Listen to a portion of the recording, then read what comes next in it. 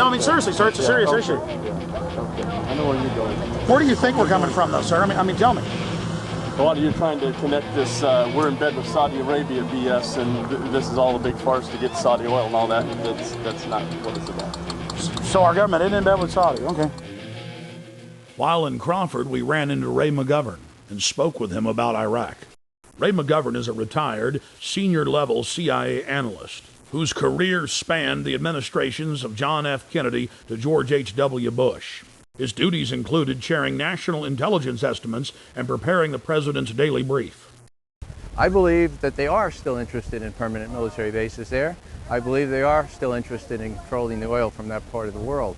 And so it will be stay the course. It will be 6, 7, 8 U.S. troops killed every day or every week. And what's below the surface here was revealed to me by a very well-heeled gentleman who came up to me after a speech I made outside of Milwaukee in a very affluent suburb. He said, "Mr. McGovern, get real. I mean, what's your problem?" He said, you don't have any problem with, you don't deny that we need the oil, do you?" And I said, "No." He said, "Well, you know, 6, 7, 8, 10 Marines a week for the oil, you have to admit that's a very, very cheap price for the oil." I said to him, you know, "How do I handle this?" I said, "Well, the utilitarian argument is probably the best. I object to it," said I, "because we can't do it. There are 1.3 billion Muslims in this world. They're not going to let us do it. It's already widening. The borders are porous. We can't do it." Well, that didn't convince him. He said, "Well, I think we can do it." I said, "Oh, well, suppose your son was one of those 6 killed in Iraq last week." And you know what? He looked at me like it had never occurred to him. And it wouldn't have occurred to him because it wouldn't be his son, you know. It would be the sons from the farms, it would be the sons from the cities. And so he said, "Well, I don't buy that either." So I'm trying, well, maybe I'll try a moral argument on him. I said, "Well, are you one of those that likes to have the 10 Commandments brought into the schoolhouses and the courtrooms of this?" He said, "Oh, that's a great idea." I said, "Well, you know, if memory serves, there's one that says, 'Thou shalt not covet thy neighbor's oil.' I mean goods.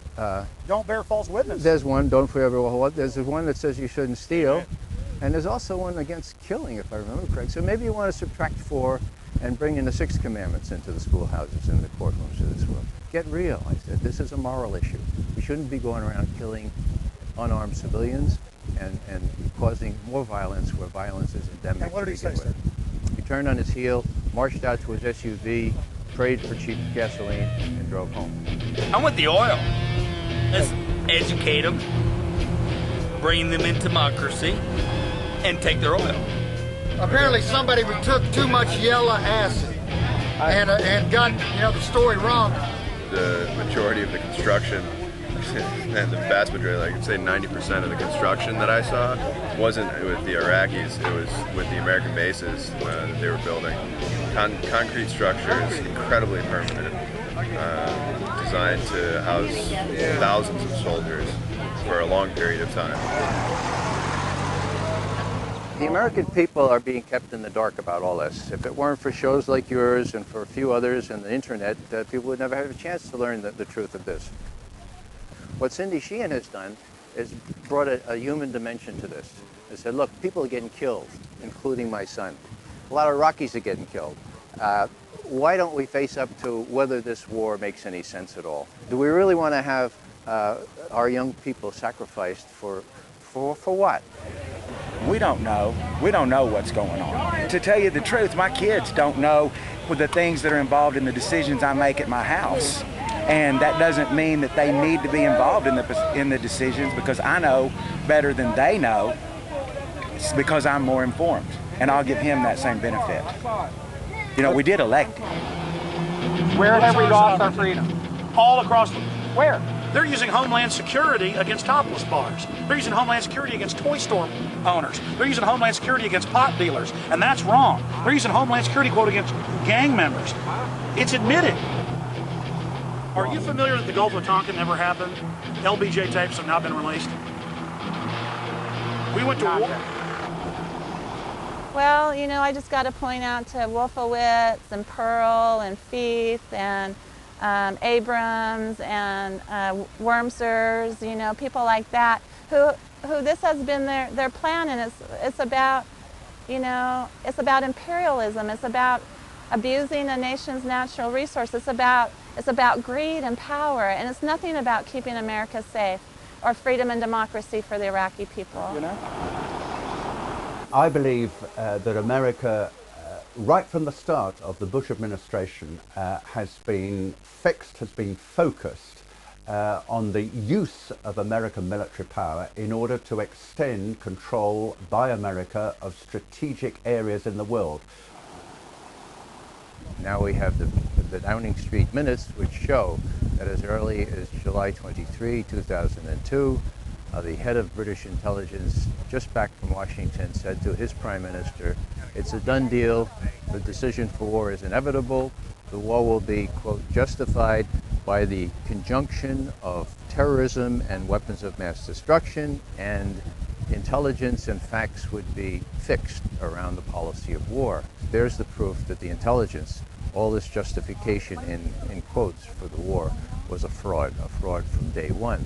The Project for a New American Century, the think tank, with the report called Strengthening America's Defenses. This is frankly a demand for full spectrum dominance by the United States. I think the most chilling aspect of the Project for a New American Century document is this kind of transformation of our foreign policy, this kind of strengthening of America's defenses is a revolutionary change, and is not going to happen at all quickly, absent a new catalyst of massive proportions. For example, a new Pearl Harbor.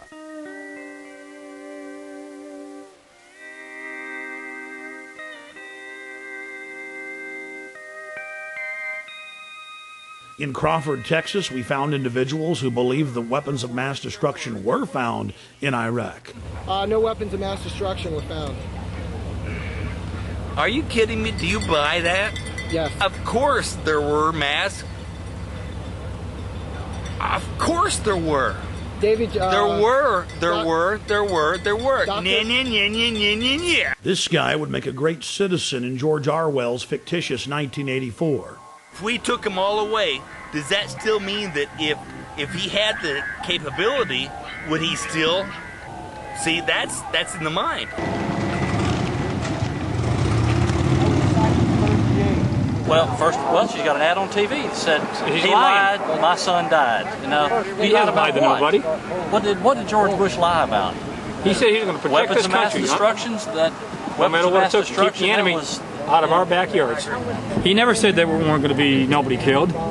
That's war. I think they're saying that Bush lied about WMDs, not about troops were going to die. But did he though? Those weapons were there. The authoritarian powers of the state, which are available to government, is very dangerous. And I think we live in a state, we live in states, both the United States and the UK, where the powers to question, to call in evidence, to demand explanation, to hold to account those who are in control, are gradually systematically being weakened. This is very dangerous in a democracy.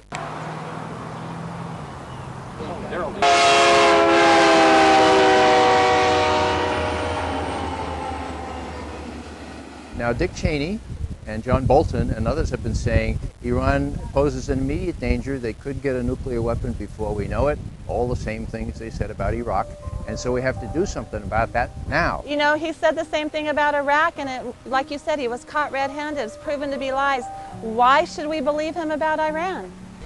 I'm pleased to tell you, American people, that the National Intelligence Estimate just put out on Iran says that Iran cannot possibly have a nuclear weapon for 10 more years. Let me say that one more time. Iran can't be a nuclear power, weapons-wise, for 10 more years.